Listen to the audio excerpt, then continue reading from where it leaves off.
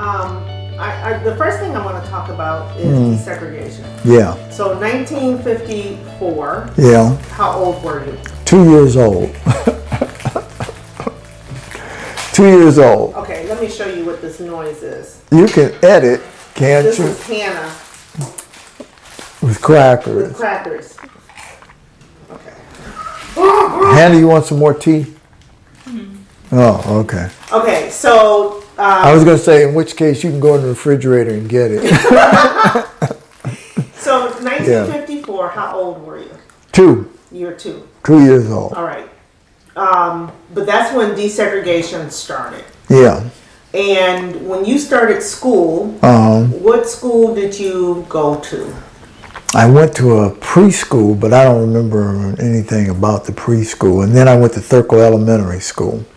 And from kindergarten, yeah. From kindergarten until 4th grade. And then 4th grade. Then I was bused for 1 year to white school. That was the name of the school.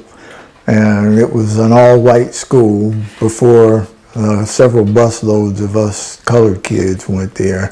And yeah, we only went there for a year. So what was that like for you? Can you take us back? I didn't know. I was pretty stupid at the time. I didn't get it. For instance, the first real memory I have of the school is the day I got suspended for going on the playground where there was playground equipment. A couple of friends of mine and I decided to break the school's rules that said we had to play in this field, this vacant field at lunchtime or, recess time, while the white kids were able to go over to this playground where they had all the equipment and stuff like that. Instead, they would just give us a ball and a bat and tell us to go out in the field, and entertain ourselves. And so my friends and I went over to the playground equipment and ended up getting suspended. And I was scared to death to tell Mommy and Dad that I had gotten, suspended or expelled, whatever it was. And but I was so surprised because they listened to me when I came downstairs the next day and, and told them I wasn't going to be able to go to school. They didn't say anything. They just let me go. Then there were several other incidents that, looking back, I realized were a result of racism, but I didn't get it at the time. For instance, in our auditorium class, it took place in this large, auditorium. And there was a group of white kids that sat in the front of the auditorium, and then there was a space of about 6 or 7 rows of chairs where nobody sat, and then the black kids sat behind them. So we were like an audience to this class, and they would talk about how they went to the zoo and how they went to the museum and stuff like that, and we didn't get to do any of that. But I thought it was me. I thought I had been absent that day. Man, I missed it. I can't believe I missed it again. I missed another trip. I gotta So this is like 1960 or so? 63 maybe, something like that. Okay, so yeah, 63. And yeah, so I thought that I had missed class or something, or missed that day of school. And I forget why, what I did one day to end up in the principal's office, but you didn't have to do much.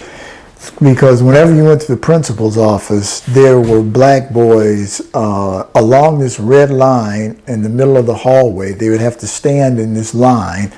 And then some of them would be under chairs or under tables in the principal's, reception area. And I had to sit under this table in this yellow square for some reason, for something I had done in the principal's, outside the principal's office. and I got suspended for something else, I think. I can't remember what it was, but Mom and Dad, again, I came downstairs and told them I wasn't going to be able to go to school, and they didn't say a word. They just turned around and went on about their business. So Yeah. the bus would pick you up at home or at least someplace in your neighborhood? Yeah, on 14th Street, on 14th Okay. and Virginia Park. Yeah. That's where they'd pick us up. Yeah. Yeah, that's a walk. You had to walk down that far? 2 blocks. It was only 2 blocks. It was only 2 blocks. Okay. Not 12th Street, just 14th Street. Yeah, Yeah. So it was only 2 blocks I had to walk, or a block and a half, in fact. And it was, a regular yellow school bus and that kind of thing. Yeah. So, do you think that experience had an effect on you at all? Because you were In the long run, in the 4th grade, it interfered with my my education. It was like a wasted year, Did it have any positive effect on me? I don't know. It's given me grist for a couple of stories, And it's made for good conversation pieces, I guess. But that's not the first time, the only time you were bused, right?